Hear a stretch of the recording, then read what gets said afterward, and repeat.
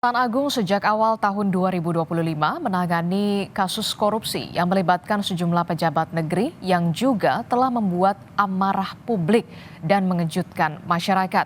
Jaksa Agung menegaskan, Kejaksaan Agung akan bekerja secara profesional dalam menangani kasus korupsi yang melibatkan pejabat tinggi negara.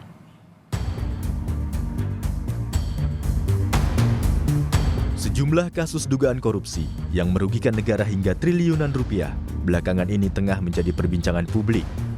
Kasus dugaan korupsi yang terjadi di berbagai sektor seperti perbankan, lembaga pembiayaan negara, hingga minyak dan gas ini berhasil diungkap oleh Kejaksaan Agung.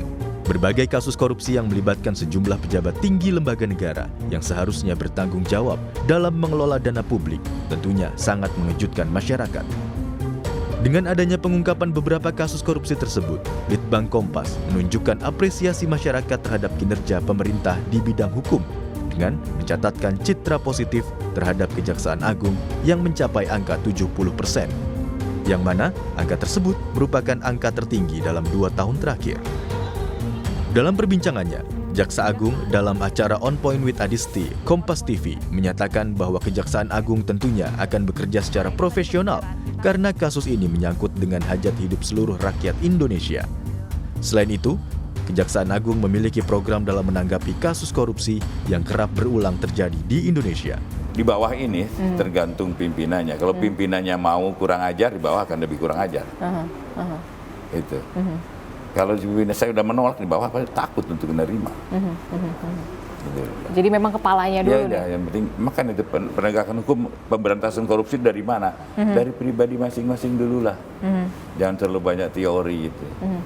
Kan kalau menterinya nggak korupsi, bawah pun takut tuh. Betul. Tapi kalau di atasnya, oh kayak lu juga gitu lah, gue lebih-lebihan.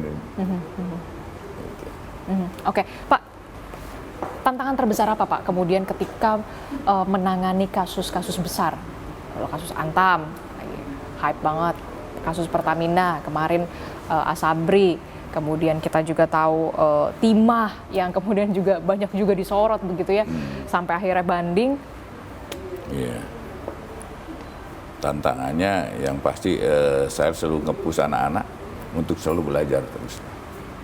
Karena ini semakin teknologinya tinggi korupsinya. Jadi ya harus semakin pintar juga. Harus lebih. Gitu. Harus lebih pintar daripada malingnya lah gitu. Harus lebih pintar daripada malingnya ya, Pak ya. Nah, ayo kita memberantas korupsi dimulai dari diri kita masing-masing. Dalam kasus pemberantasan korupsi, Kejaksaan Agung turut berperan agar kita bisa memberantas korupsi, dimulai dari diri kita masing-masing. Tim Liputan, Kompas TV.